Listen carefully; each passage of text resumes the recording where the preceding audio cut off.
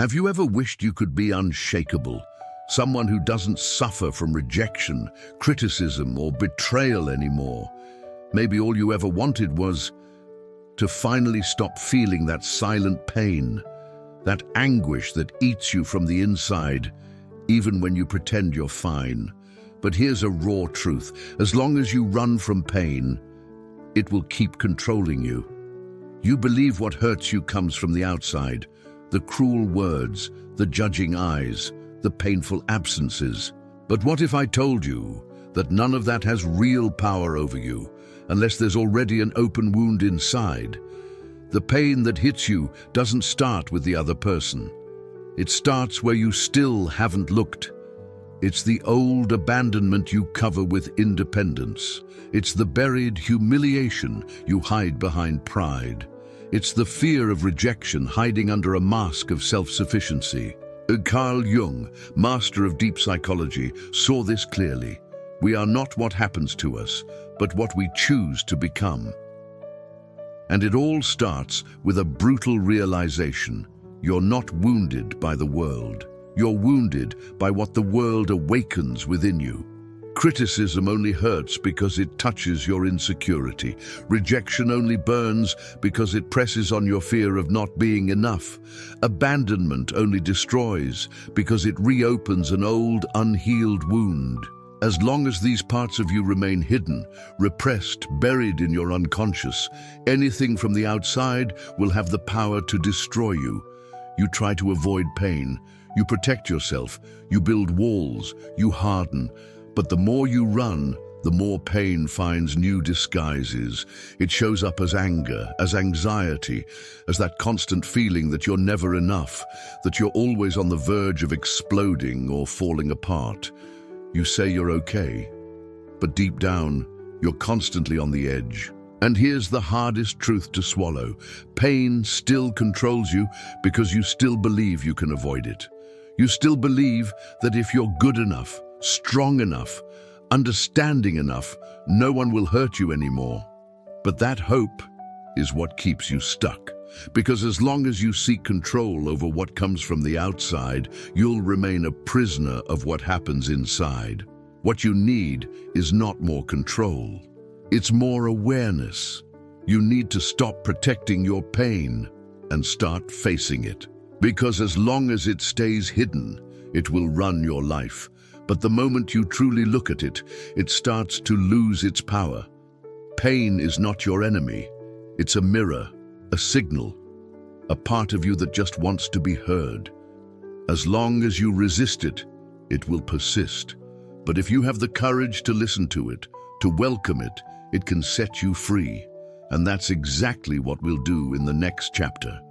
We'll go deeper and reveal who's really in control of your life. Spoiler, it's not you, not yet, but it can be. And it all starts here. Do you believe you're in control? You wake up, make decisions, respond, react. But what if all of that is just a performance? What if your unconscious is making all the decisions and you're just watching, thinking you're in charge? The truth is unsettling. You're not as free as you think. Not while you're still living on autopilot. Carl Jung didn't leave room for doubt.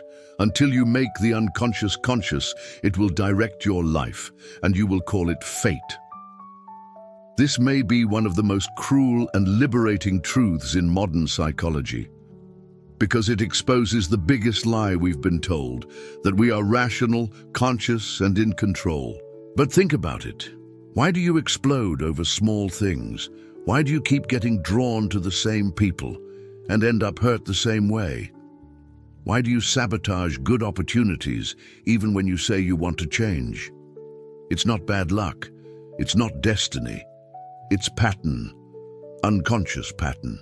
Inside you is a silent, shadowy territory, a space where your fears, traumas, insecurities, and forgotten memories live. Memories you can't even consciously recall, but that are still calling the shots. Every time a criticism destroys you, every time rejection freezes you, every time you feel too small or too much, your unconscious is in control. You react before you think. You decide before you reflect. You create stories arguments and defenses to support a behavior that was already chosen before you even noticed. The unconscious is like an invisible puppeteer, and you, the puppet who believes you're moving by your own will. That's why life feels like a loop. You change cities, relationships, jobs, but the same problems return, because what needs to change isn't outside, it's inside. And as long as you don't look at that, you'll keep calling fate what is really just emotional repetition.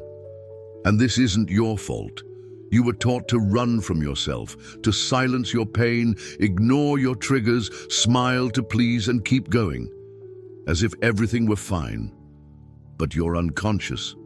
It doesn't forget. It stores everything, and it will keep creating situations, people, and crises to force you to look at what you keep hiding. The good news?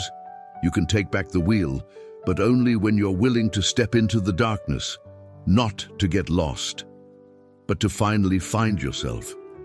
Awareness is healing, seeing is power, understanding your patterns is the first step to breaking the cycle. And that's exactly what we'll do in the next chapter. Break down the emotional armor you built to survive, that now keeps you from truly living. You learn to pretend you don't feel, to hold your image, to protect your reputation. You say you don't care, that nothing affects you, but inside, you're still bleeding. You keep smiling at the world while falling apart in silence. And the cruelest part, no one notices, because you become too good at pretending to be strong. But that strength is just a mask, an armor you built to survive. And today, it's what's keeping you from being fully alive. From a young age, you were taught that feeling is weakness, that vulnerability is something to hide, that showing pain is giving the world ammunition to destroy you. So you armored up, you created roles, masks, emotional walls. You became the strong one, the one who can handle anything, the one who doesn't care. But inside, something is still asking to be seen. And every time you ignore it, it screams louder through anxiety, anger, exhaustion. Carl Jung understood this deeply. He called it individuation, the process of becoming whole, of finally bringing together all the parts of yourself, the ones that are accepted and the ones you've rejected, the socially functional version of you and the real you hiding behind the performance. You do not become enlightened by imagining figures of light, but by making the darkness conscious. Jung's true strength isn't building walls. It's having the courage to walk behind them. It's stopping the resistance to pain and starting to integrate it. Emotional armor looks like protection, but it's really a prison. You say you don't care, but you care so much that you'd rather not feel at all. You avoid conflict, avoid intimacy, avoid being seen. And in the process, you avoid life. You think you're in control, but really, you're just hiding. And meanwhile, the same triggers keep hitting you. The same pain keeps coming back. The same patterns play out again and again, because you're trying to be invulnerable. But invulnerability doesn't exist. What exists is integration. Being untouchable isn't about not feeling. It's about feeling without being destroyed. It's looking inside and saying, I know who I am, even the parts I denied for so long. You don't become unshakable by faking coldness. You become unshakable by accepting your humanity. And being human means feeling it all, pain, fear, shame, and still standing. True strength isn't in denying pain. It's in accepting it, in being able to touch your wounds and say, this is part of me, but it no longer defines me. It's this emotional clarity, this intimacy with your shadows that frees you from the need to appear strong. Because you already are strong, not on the outside, but from within. And that's what we'll deepen in the next chapter. We'll stop seeing suffering as the enemy and start seeing it for what it really is, a call to transformation. When understood, pain is no longer a weight. It becomes a portal. Are you ready to walk through it?